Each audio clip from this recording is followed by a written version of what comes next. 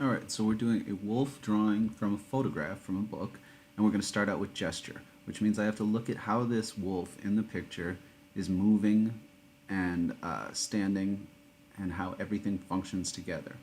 So we start out with just kind of almost like a scribble. I'm just moving, I'm noticing how the legs are moving and how that back is like hunched and arched over. It's like a long curve.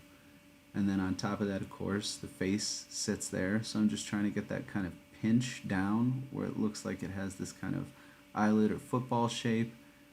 And those are all my gestures. It's really just how everything looks if you weren't looking at it, but if you were noticing it moving around in the background. Your focal point is only about the small amount that you can read. So everything else is really just movement. It's just how our eyes work. So now that I have that simple gesture down, and you can see how the two things have some similarities, obviously if you looked at one on its own, it wouldn't look like much of anything. But once you have it down, I'm going to use a marker to show you how simple shapes will kind of bring everything out. Now don't think of this as perfect shapes. I don't need to make exact triangles and exact circles. I'm just trying to look for little areas like the bridge of the nose right there and those patches around the eyes.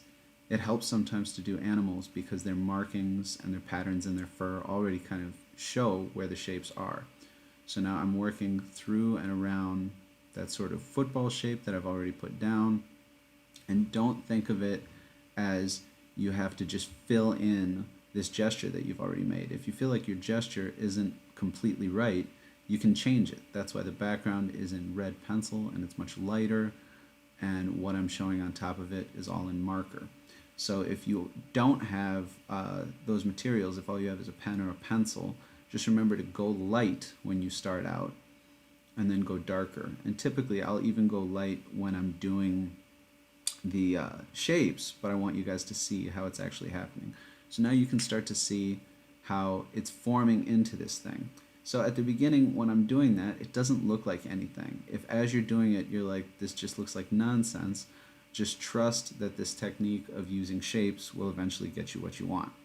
So I'm putting in the legs, which are doing these interesting kind of patterns, and I have to really look at them. You can't just assume you know how something moves and works and that you're going to do it correctly.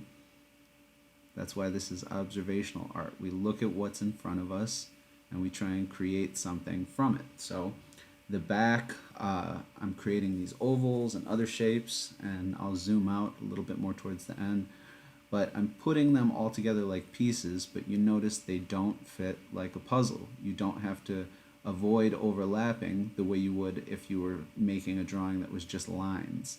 Some of those circles and other shapes are on top of each other, but they tell us what's going on. Now you try. Thanks.